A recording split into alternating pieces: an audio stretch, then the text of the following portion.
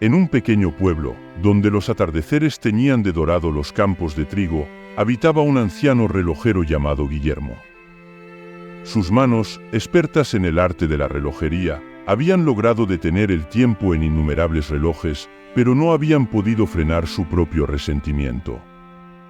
Era conocido tanto por su maestría con las maquinarias de precisión, como por la profunda disputa que mantenía con su hermano, Eduardo, un hombre de espíritu libre que había abandonado el pueblo años atrás.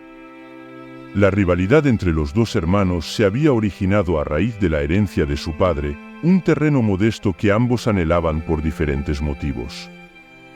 Guillermo consideraba ese terreno como la base para el futuro de su taller de relojería, mientras que Eduardo anhelaba transformarlo en un pequeño viñedo. Sin embargo, el testamento dejaba el terreno a Eduardo.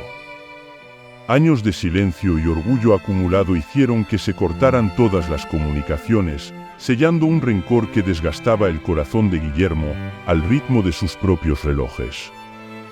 Un día, Eduardo regresó al pueblo. El viñedo había fracasado, y con él muchas de sus esperanzas. Con la mirada baja y la humildad que solo puede dar la derrota, buscó a su hermano para hacer las paces. Pero Guillermo, cuyo resentimiento se había vuelto tan parte de él como sus relojes, rechazó cualquier intento de acercamiento.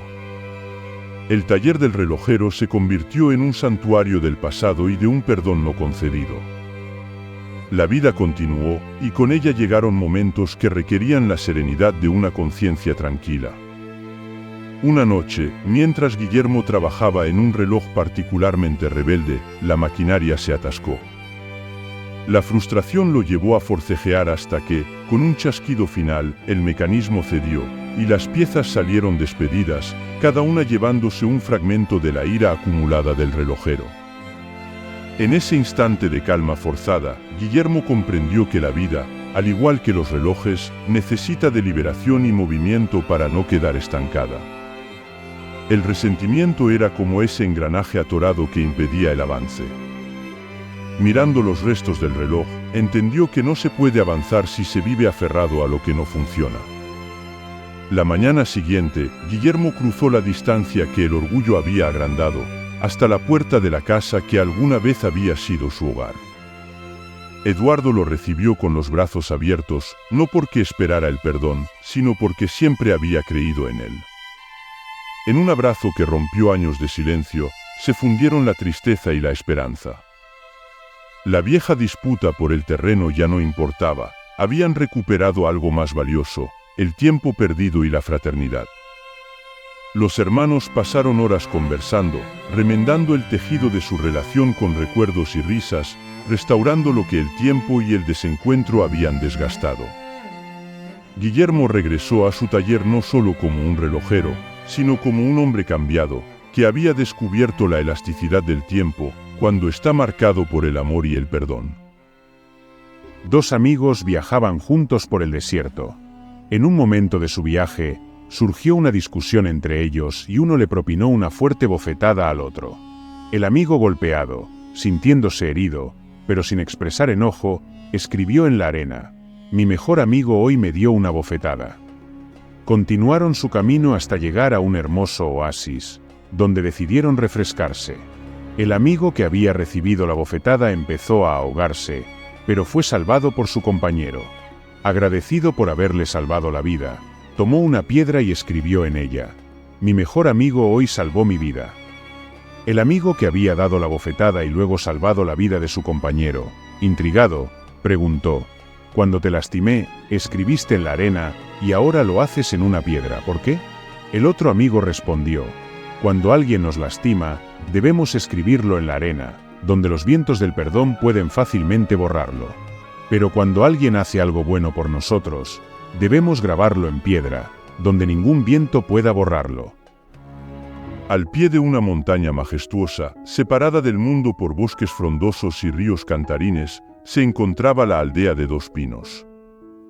En esta aldea, el tejido de la comunidad estaba entrelazado con la camaradería y la ayuda mutua, como en muchas historias de cuentos para reflexionar que hablan del valor de la amistad. Dos amigos en particular, Mateo y Leonel, eran el mejor ejemplo de la fuerza de los lazos fraternales. Mateo y Leonel habían crecido juntos, compartiendo juegos, secretos y sueños.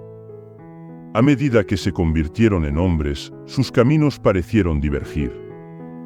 Mateo se dedicó a las labores del campo, mientras que Leonel emprendió viajes que lo llevaron lejos de Dos Pinos, buscando fortuna y conocimientos. Pese a la distancia y el paso del tiempo, su amistad no se desvanecía. Cartas y pequeños regalos viajaban de un extremo al otro del continente, manteniendo viva la conexión entre ellos. Un día, sin embargo, un inesperado giro del destino puso a prueba la fuerza de su vínculo. Leonel regresó de sus viajes no para compartir sus aventuras, sino huyendo de una sombra que lo perseguía. Había tomado malas decisiones, se había mezclado con gente de dudosa reputación, y en un momento de desesperación, había cometido un acto que manchó su honor. Llegó a Dos Pinos no con la alegría del retorno, sino con la vergüenza de quien se sabe culpable. La noticia de la llegada de Leonel, así como los rumores de sus desdichas, corrieron como el viento entre los pinos. La aldea, que antes lo hubiera recibido con los brazos abiertos, lo miraba ahora con recelo y murmullos. Todos, excepto Mateo. Cuando Leonel apareció en su puerta, derrotado, fue Mateo quien lo abrazó sin una palabra, sin una pregunta. Era el silencio elocuente de una amistad que no necesita explicaciones. En los días que siguieron, Mateo ayudó a Leonel a encontrar la paz y el perdón en Dos Pinos. Le ofreció trabajo en sus tierras, lo introdujo de nuevo en la comunidad y, lo más importante, lo acompañó en el proceso de reconstruir su vida y su honor. La labor era ardua, pero la presencia constante de Mateo fue un faro de esperanza para Leonel. Juntos, sembraron las semillas del perdón y la redención, mostrando a la aldea que la verdadera amistad tiene el poder de transformar y sanar. La historia de Mateo y Leonel en la aldea de Dos Pinos es una poderosa reflexión sobre el valor de la amistad y la capacidad de redención que ésta conlleva. En un mundo donde las apariencias y las opiniones ajenas pueden dictar el valor de una persona, Mateo representa esa luz inquebrantable que brilla en la oscuridad, recordándonos que la verdadera amistad va más allá de los errores y las circunstancias. Cuando Leonel regresa a su hogar, marcado por sus decisiones equivocadas y el juicio de su comunidad, se enfrenta a la soledad y la vergüenza. Sin embargo, Mateo se convierte en el símbolo de la aceptación incondicional. Su abrazo silencioso al recibir a Leonel es un recordatorio de que la amistad auténtica no requiere justificaciones. A veces, lo que más se necesita es un apoyo silencioso que ofrezca consuelo y esperanza. Un día, un capitán de barco y su rudo jefe de ingenieros comenzaron a discutir sobre quién era más importante para que el barco navegara. La discusión se volvió tan acalorada que el capitán decidió que cambiarían de trabajo por un día. El jefe de ingenieros estaría en el puente de mando y el capitán en la sala de máquinas. A solo unas pocas horas de haber iniciado el experimento, el capitán salió de la sala de máquinas sudado y con las manos, la cara y el uniforme llenos de grasa y aceite. «Jefe», dijo el capitán, «creo que tienes que venir a la sala de máquinas, porque no puedo hacer que los motores funcionen». «Por supuesto que no puedes», respondió el jefe de ingenieros. «Acabo de encallar el barco». El castigo más famoso de la mitología. Sísifo es un personaje de la mitología griega, conocido por su astucia y su habilidad para convencer con sus palabras a cualquier ser que lo escuche. Fue el fundador y rey de Corinto, una de las ciudades más importantes de la antigua Grecia. Su historia es famosa por el castigo eterno que recibió en el inframundo. La razón de su condena fue haber engañado a los dioses.